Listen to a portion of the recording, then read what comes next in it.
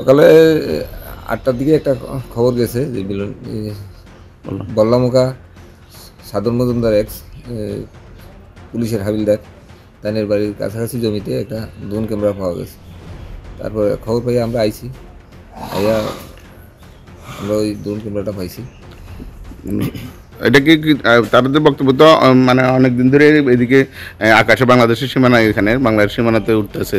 তো তাদের বক্তব্য বলে যে হয়তো বা বাংলাদেশের হতে পারে। আপনাদের মানে দেখার পরে কি মনে হয়েছে যেটা বিষয়? এটা এখানে আওয়ার পরে আমরাও জানতে পারছি যে এটা কয়েকদিন ধরে এদিকে ঘুরতে আছে, কিন্তু এর আগে আমরা নলেজে আইছে না। তো এটা সন্দেহজনক যে এটা হয়তো বাংলাদেশে হইতে পারে।